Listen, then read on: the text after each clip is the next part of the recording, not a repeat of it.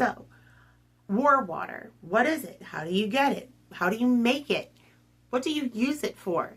These are such common questions when it comes to something like this that's kind of mysterious if you're not somebody that generally practices baneful magic. And believe me, whether you're using it for protection or something else, war water still rests in that kind of gray, dark magic space. So I wanted to make a video so that we could talk about war water and kind of learn how to make it, what it's about, get the general idea of why you might want to keep it in your at-home apothecary. So, war water is old. I mean, really old. It goes all the way back hundreds of years in Europe. It's also often connected to voodoo and hoodoo. So it kind of spans across practices, and how you make it depends entirely on how you feel, as a person. How dark do you want to take it? Do you want to keep it a little bit lighter? That's going to be up to the witch who creates the war water. And if you're looking to purchase it online, somebody should list the ingredients that they use in their war water, because if you're not looking for something super dark, you don't want to include maybe particular ingredients and vice versa.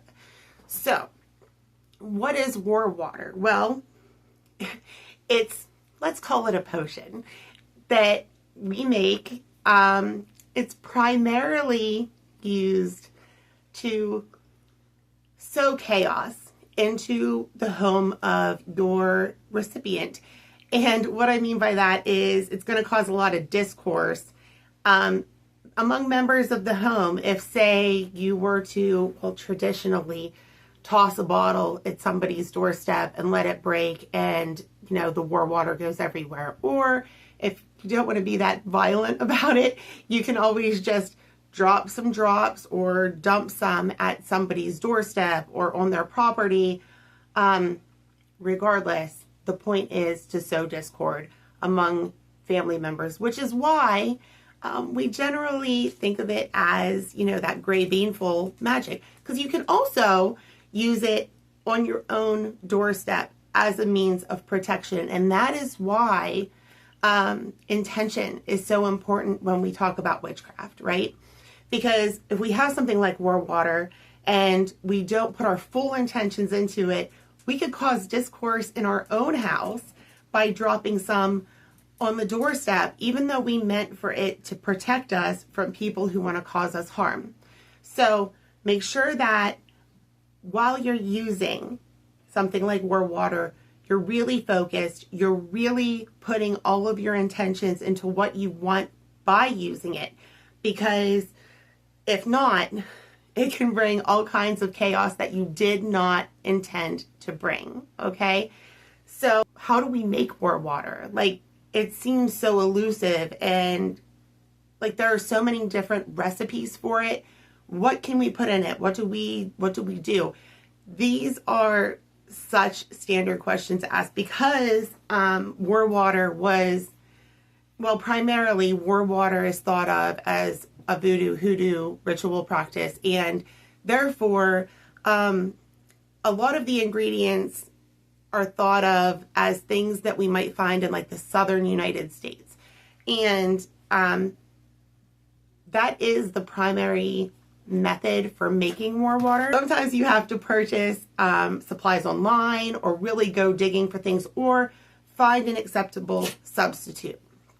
I personally, if I can't get something physically here by going out in nature, I'll purchase it online so that I have the standard ingredients. So let's talk about war water and how we make it. First of all, the water part, right? It's called war water because it is meant to emulate the god of war. And Mars is recognized on Tuesdays. So the first part of obtaining war water can be a little tough. You want to collect water that was from a thunderstorm to represent the god of war on a Tuesday, because that is the day that represents Mars.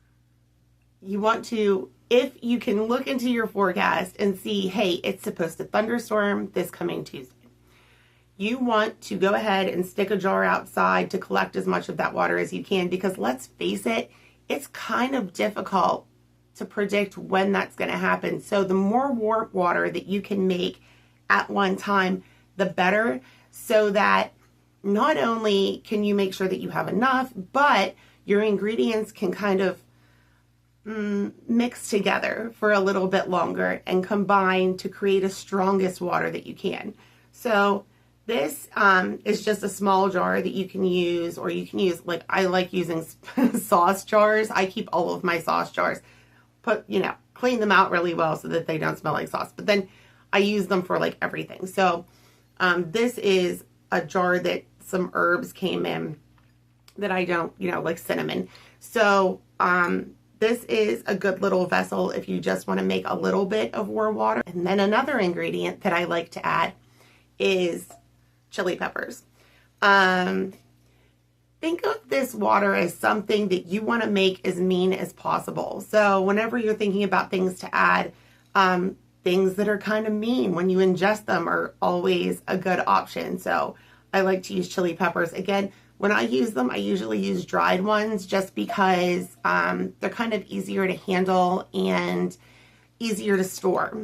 I can keep large quantities. Now, I'm almost out now of chili peppers, but I can keep large quantities in jars and, virtually never run out because they're very easy to replace. Another important ingredient in war water is vinegar. It's bitter. It doesn't taste good going down. It's kind of one of those things that's great to add for something that you want to be kind of mean. And when you decide to use vinegar, you can, of course, use whatever vinegar you want. However, I generally opt for like a white vinegar or even an apple cider vinegar. Malt vinegar is kind of a little sweet. I don't think it's going to get the point across the way that I want to get my point across. Next, one of the most important ingredients that you can add to your war water is graveyard dirt.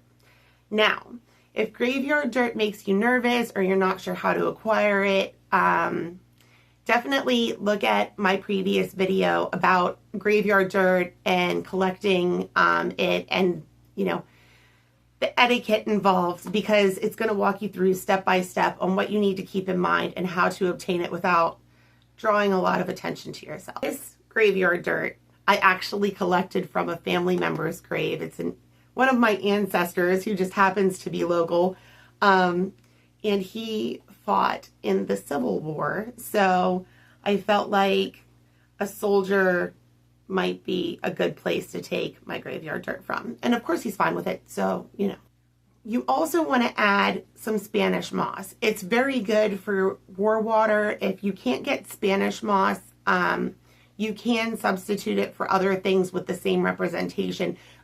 Same thing with the water. If you're really needing to make some more water and you can't collect it from, a thunderstorm on a Tuesday, which again can be kind of complicated, you can actually just snatch some from like a swamp or someplace that's dirty, grimy, mean. Another prime ingredient for war water and is super important is an iron nail or iron screws. It has to be made of iron. You want it to be able to rust in your water. It also is representative of the god of war, depending on which pantheon you follow, if you follow one. So this is one of the last things that I put in after I put in all of my other ingredients. And then you're going to let that water sit for as long as you can before you need to use it. Sometimes you need to use it relatively quickly. Sometimes you can kind of let it sit and muddle together. I give mine a little shake every once in a while, give it a little burp so that there's no risk of gas buildup, we'll say. And with war water, while these are the ingredients I use, You can alter your ingredients. You can actually put things in it like urine, if you want to make it extra mean.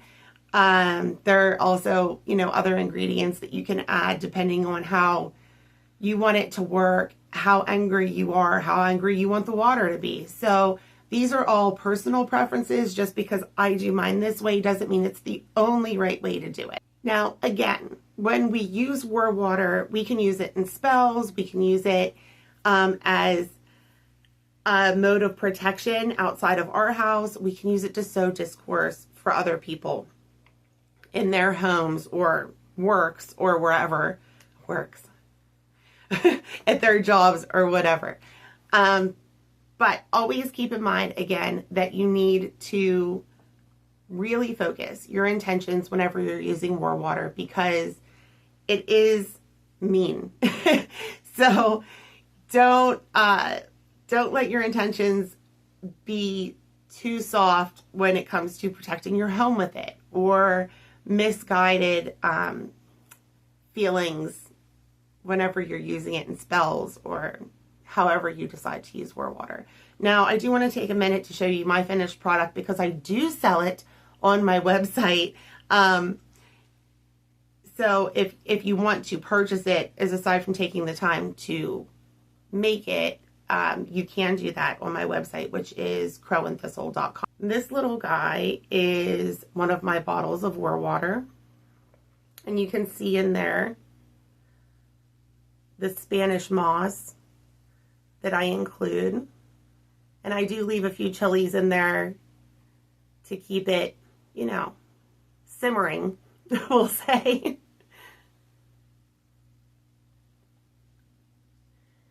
And honestly, as mean as this stuff is, it looks really pretty whenever light hits it from behind. So, you can put it out, and while people may ask you, what is that? At least it looks nice in your at-home apothecary. At any rate, I hope that this little conversation about war water helped clear things up for you. And if you decide to make it on your own, make it with strong intentions so that you know that it's going to work exactly as you want it to. And when you use it, you know it's going to work exactly as you want it to. Good luck if you decide to make it. If not, there is a link to my website in the description, as well as a link to the video for graveyard dirt and collection etiquette. We'll talk soon. Bye.